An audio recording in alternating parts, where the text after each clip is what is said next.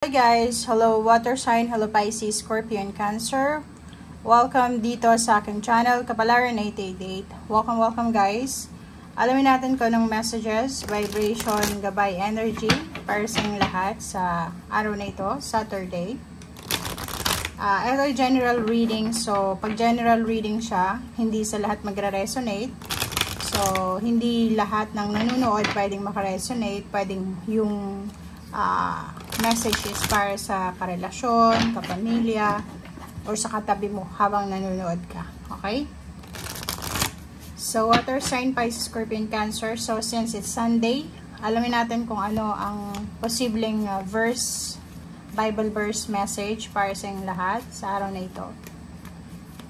Okay.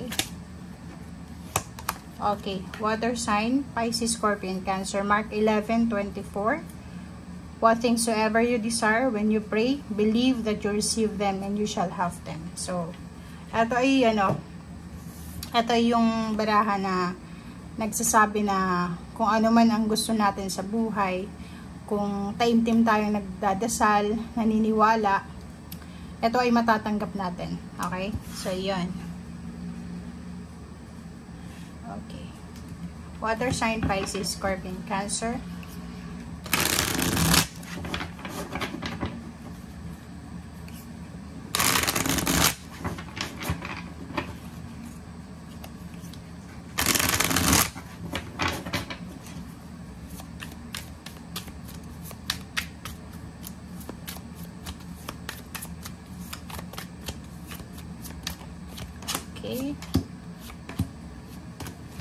Okay, so ito yung mga unang baraha dito sa second deck.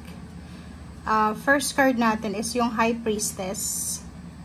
Second is yung King of Pentacles, Knight of Swords, Emperor, King of Cups, and Queen of Cups. So nandito yung King and Queen of Cups. So yung feminine, masculine energy ng peace and harmony, balance ay nandito sa linggong ito.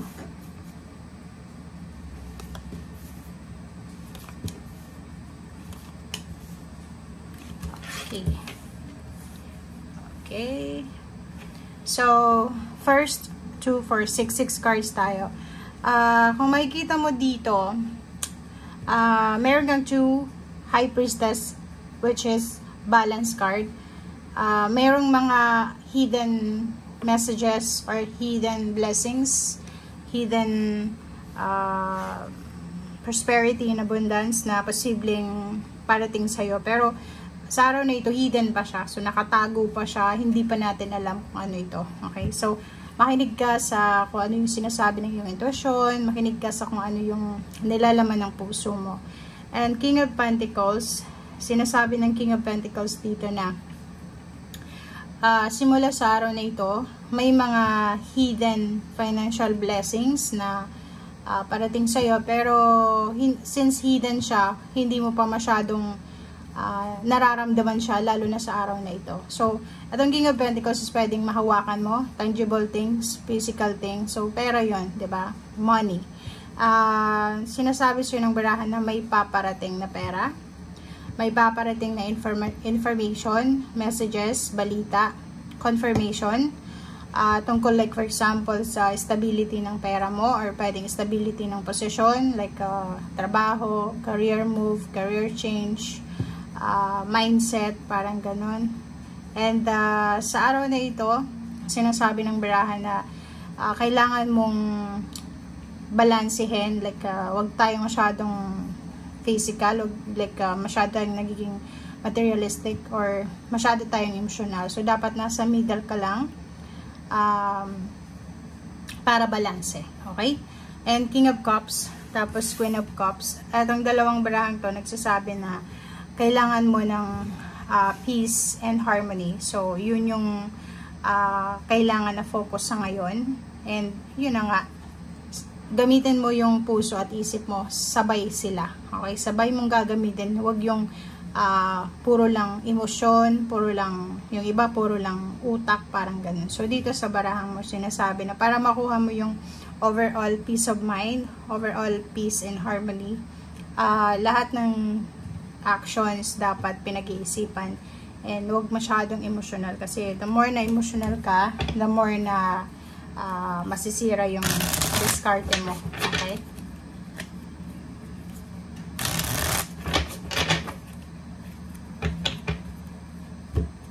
Marami ding mga good news regarding emotional relationship ang pwedeng parating sa'yo. Hindi lang sa araw na ito. Three of Wands, nakikita ko sa'yo dito na kung ano man itong hinihintay mo, it's either 3 weeks from now, 3 days from now, posibleng makatanggap ka ng good news na pwedeng magdala sa'yo ng freedom, success, and hope. Diba? Meron siyang rainbow. And kung makikita mo dito, nagbo-blossom siya, yung wands mo na dala. So, may nagbo-blossom na abundance and prosperity na parating sa'yo. Parang namumukadkad na biyaya. May namumukadkad na biyaya na parating sa'yo.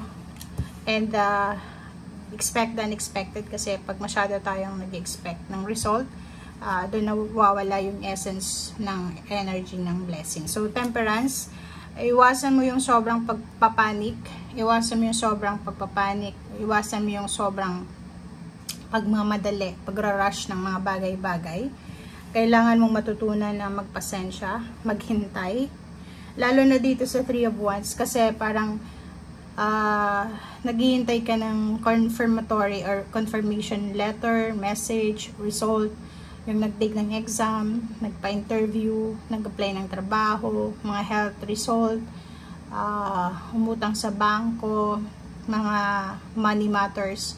Kung hinihintay mo yan or dokumento, papeles, kailangan mong maging mapasensya. Ito yung 8 of Wands, sinasabi ng baraha sa'yo na mabilis yung pangyayari. So, mayroong mga positive, yung speed ng blessings ay sobrang bilis sa buhay mo. So, ngayong weekend, especially ngayong Sunday, kailangan mong gamitin yung Sunday time para sa spiritual mo, sa physical body mo, or sa sarili mong buhay. So, ihanda mo yung sarili mo. Kasi, kung makikita mo dito, may paparating. Page of Pentacles pa lang siya. So, isang posibleng good news, lalo yung mga naghihintay sa inyo dyan ng balita tungkol sa pera, may posibleng magandang balita ka na matatanggap sa araw na ito tungkol dito sa hinihintay mo, parang sumisilip na yung pag-asa. Okay? So, yun, itong Four of Swords, kasasabi ko lang sa'yo kanina na this